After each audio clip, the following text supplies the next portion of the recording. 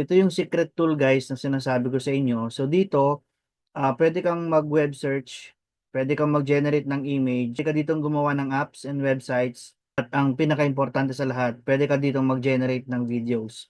So para sa text generator guys, nandito yung Claude, Muse, Gemini, Grok, ChatGPT, Kimi, DeepSeek, and marami pang iba.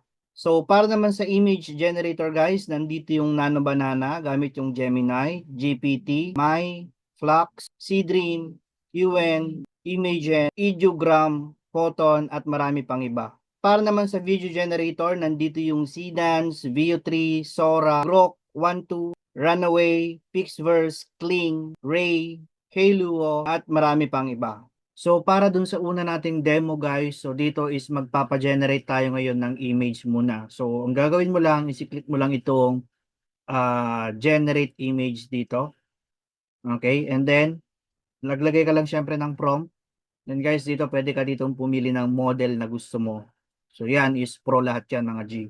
Ngayon after mong makapili ng model na gusto mo, then i-run mo lang siya. Guys, based dun sa pinagawa natin, so ito na yung naging result ng ginawa nating image gamit itong secret tool na to for image generation. At ang maganda dito mga G, wala siyang watermark. No, hindi katulad kapag sa Gemini ka nagpa-generate direct doon, meron siyang watermark dito. So, ang susunod naman natin gagawin mga G is magpapagawa tayo ng e-commerce website. So, syempre, maglagay ka lang dito ng prompt na gusto mo. So, kailangan po ito guys is detalyado siya. Okay? And then, click nyo po itong build apps and website dito. Okay? So, after niyan mga G, dito sa baba, pwede mo ditong piliin kung ano yung gusto mong ipagawa, no? Then after nun guys, pili ka lang ng model na gusto mo. So for example, GPT 5.4 tsaka Claude Opus 4.6 yung gusto kong gamitin. Then hit run. Guys, so kinocode na ng ating tool yung website, then antayin na lang natin siyang matapos. So yun guys, so natapos na yung e-com site natin. So ito na siya, no? So as you can see, very professional, sobrang clean. Okay, and then makikita mo naman dito, kung gusto niyo pa siyang ipa-improve, of course, kailangan mo lang mag-add dito ng prompt. Okay, kailangan maging detalyado lang yung prompt.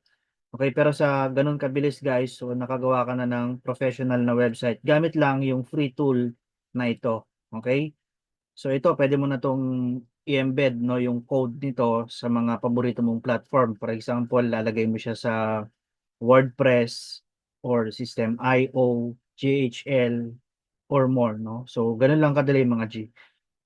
So, para sa final demo natin guys, dito po magpapagawa na tayo ngayon ng video. So, ang gawin mo lang, paste mo lang yung prompt mo dito, tapos piliin mo lang yung generate videos. Sabi ko dito, a Filipino market scene, a customer asked Aling Nena, okay, bakit ang mahal ng sibuyas, blah blah blah. So dito guys, pwedeng ano lang, random lang, or pwede mo ring ipa-convert yung existing image. So mag-attach ka lang dito ng files, okay, and then after nun, pwede mo siyang ipa-convert into video.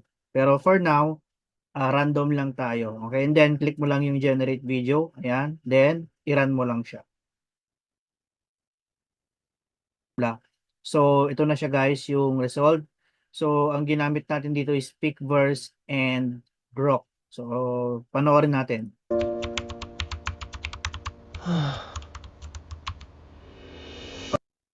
Okay. Ito naman guys, yung isa. I can't keep doing this. Wait, what's this? An online business? Okay. And then, ito pa po yung ilan sa mga na-generate natin guys, gamit itong free tool na to. So, ito naman is Sedans and then Grok din yung isa. Iling Nina, bakit ang mahal ang sibuyas? Opo, kasi mahirap. Aling Nena, bakit ang mahal ng sibuyas? Okay. So, yan po yung proof guys na pwede mong gamitin itong tool na to ng libre. Pero, interesado ka bang malaman at matutunan kung paano to gawin step by step? Okay, i-PM mo ko kung interesado ka na maka-access at matutunan mo to kasi meron akong ginawang video para dito. So, ingat tayong lahat and God bless you.